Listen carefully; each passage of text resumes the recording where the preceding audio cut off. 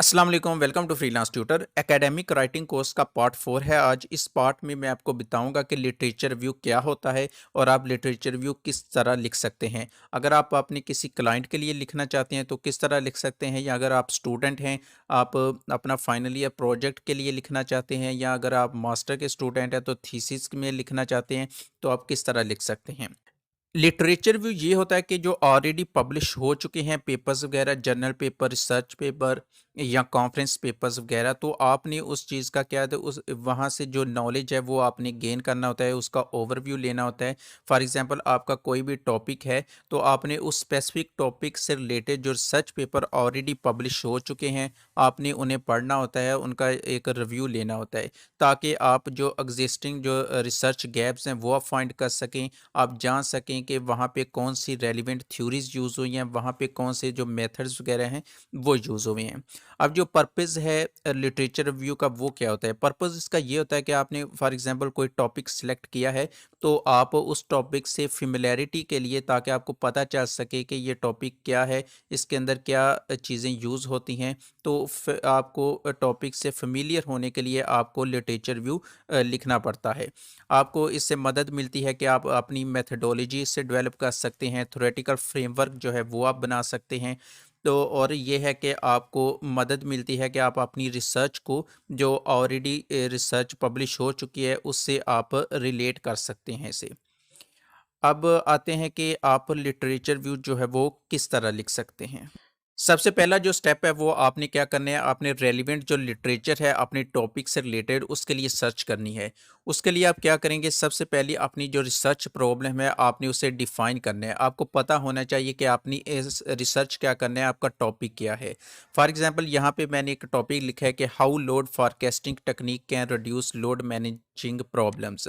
तो ये एक मैंने प्रॉब्लम लिखी हुई है, मेरे पास एक प्रॉब्लम है। अब मुझे आइडिया हो जाएगा कि मैं क्या चीज़ जो है वो रिसर्च या सर्च करना चाहता हूँ। तो इसके लिए आप क्या कर लें, आप कुछ कीवर्ड्स आइडेंटिफाई कर लें, ठीक है। फॉर एग्जांपल यहाँ पे जो मेन कीवर्ड्स हैं वो ये है कि लोड फॉरकास्टिंग, फॉरकास्टिंग या फॉरकास्टिंग टेक्निक्स। जब आप किसी वेबसाइट पे जाके या गूगल पे जाके ये चीज़ें लिखेंगे, तो इससे रिलेटेड जो रिसर्च पेपर्स वगैरह हैं वो आपके सामने सारे शो हो जाएंगे। इसलिए आपको पता होना चाहिए कि आपने कौन से कीवर्ड्स यूज़ करके अपने जो रिलेटेड रिसर्च पेपर हैं या जर्नल पेपर हैं वो आपने फाइंड करने हैं। तो कुछ वेबसाइट हैं जहाँ पे जाके आप रिसर्च पेपर जो हैं वो फाइंड कर सकते हैं। ये मतलब जो बेस्ट वेबसाइट्स हैं, आई ट्रिपल ई है, इस तरह गूगल स्कॉलर है, रिसर्च गेट है, इस तरह और बहुत सारी जो वेबसाइट हैं जहाँ पे रिसर्च पेपर पब्लिश होते हैं। तो वहाँ से जाके आप अपने टॉपिक से रिलेटेड जो रिसर्च पेपर हैं वो आप फाइंड कर सकते हैं। इसके बाद आपने क्या करना है, आपने जो सर्च करना है वो बड़ा आपने एफिशिएंटली सर्च।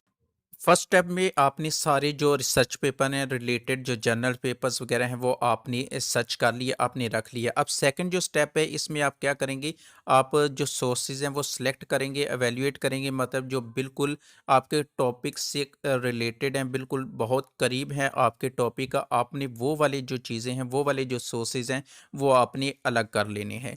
अब कैसे पता चलेगा आपको कि आपने वो सेलेक्ट करने हैं, वो आपको पता चलेगा जो आपका टॉपिक है, जो आपकी प्रॉब्लम है, जो आपने पीछे डिफाइन की हुई है, आपने देखना है कि उससे रिलेटेड जो चीज़ें हैं वो कौन सी हैं। तो वो वाले जो उससे रिलेटेड सर्च पेपर होंगे या जर्नल पेपर्स होंगे वो आपने साइड पे कर लेने हैं। आप नोट्स बना सकते हैं जिसमें आप टाइटल वगैरह दे सकते हैं, ईयर ऑफ पब्लिकेशन दे सकते हैं। फॉर एग्जांपल अगर आपने थीसिस के लिए लिखना है, तो ऐसे जो रिसर्च पेपर हैं जो लेटेस्ट पब्लिश हुए हैं, फॉर एग्जांपल एक 2020 में पब्लिश हुआ है और एक 2010 में पब्लिश हुआ है, तो आप प्रेफर करेंगे जो 2020 में पब्लिश हुआ है, आप उसको ज़्यादा प्रेफरेंस देंगे। तो इस तरह आप नोट्स बना सकते हैं। नोट्स बना के आप जो लेटेस्ट रिसर्च पेपर हैं या जो लेटेस्ट जर्नल पेपर्स हैं तो वो आप अलहदा कर सकते हैं, ताकि आप आगे जाके उसे जो अपनी आपने लिखना है लिटरेचर रिव्यू, उसके लिए आप उसे सेलेक्ट कर सकें। थर्ड स्टेप जो है वो आपने क्या करना है, अपना जो स्ट्रक्चर है आपने देखना है कि आपने अप्रोच कौन सी यूज़ करनी है। डिफरेंट अप्रोचेस जो हैं वो यूज़ होती हैं लिटरेचर व्यू लिखने के लिए। फॉर एग्जांपल थीसिस या रिसर्च पेपर लिखते हैं तो उसके लिए डिफरेंट अप्रोच यूज़ होती है। जर्नल आपने सिर्फ लिटरेचर व्यू लिखना है तो उसके लिए आप डिफरेंट अप्रोच यूज़ कर सकते हैं। तो ये डिफरेंट अप्रोचेज़ हैं जो आपको बेटर लगती है या जो आपका इंस्ट्रक्टर जो आपको एडवाइस करता है आप उससे वो यूज़ करके लिख सकते हैं।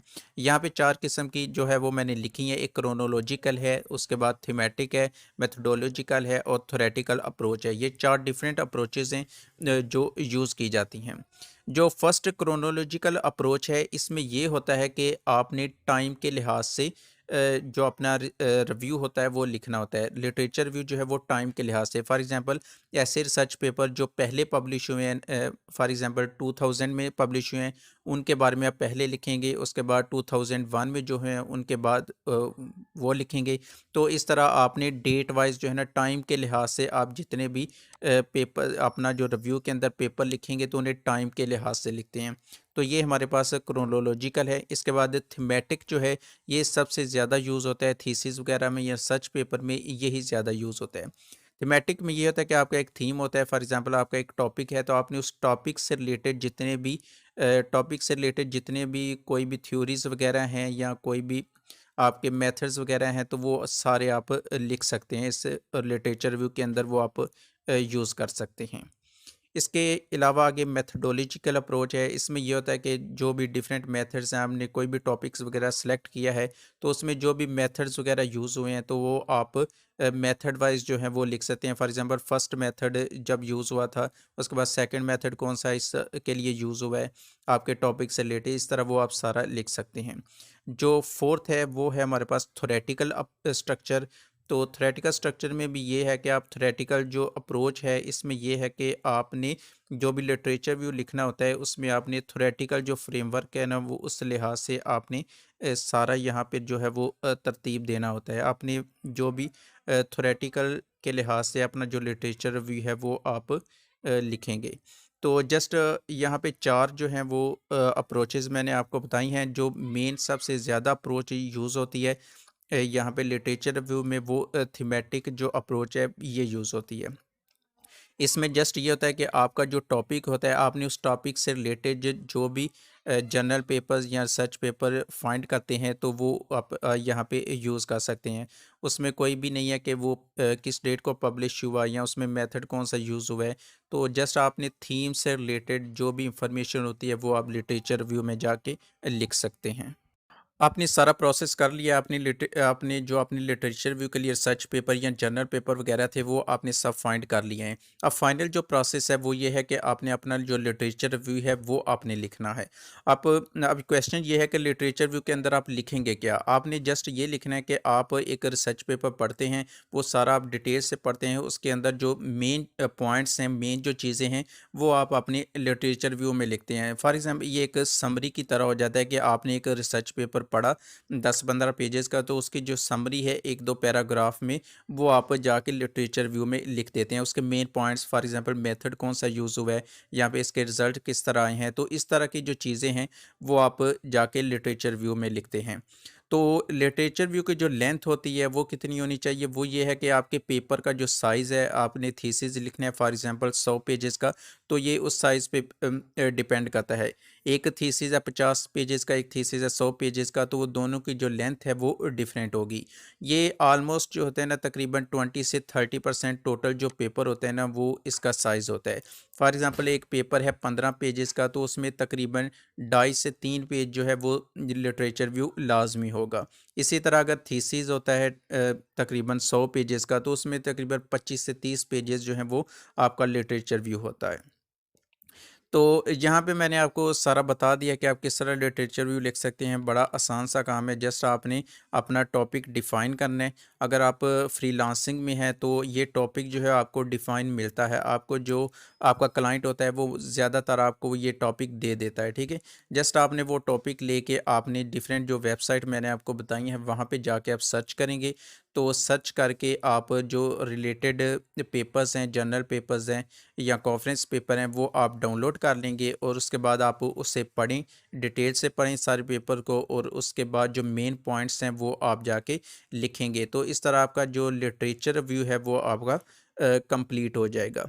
आप रिसर्च किस तरह कर सकते हैं जाके इन वेबसाइट्स पे, वो भी उसके लिए एक मैं अलहदा जो है वो वीडियो बना दूंगा। उसमें आपको दिखाऊंगा कि IEEE में अगर आप कोई पेपर सर्च करना चाहते हैं तो वो किस तरह कर सकते हैं। इसी तरह अगर आप रिसर्च गेट में जाके कोई आप पेपर फाइंड करना चाहते हैं तो वो किस तरह कर सकते हैं, क्योंकि ये वो वेबसाइट हैं जहाँ पे कुछ जो पेपर होते हैं वो आप डाउनलोड फ्री में नहीं कर सकते। तो आपको ये भी सिखाऊंगा कि अगर आप फ्री में डाउनलोड नहीं कर पा रहे तो किस वेबसाइट पे जाके ये जो सारे पेपर्स हैं वो आप डाउनलोड भी कर सकते हैं। आज की वीडियो में अगर आपको कुछ भी क्लियर नहीं है तो आप नीचे कमेंट करके पूछ सकते हैं, या हमारा फेसबुक पेज है वहाँ पे जाके हमसे कांटेक्ट कर सकते हैं। अगर आपको आज की वीडियो पसंद आई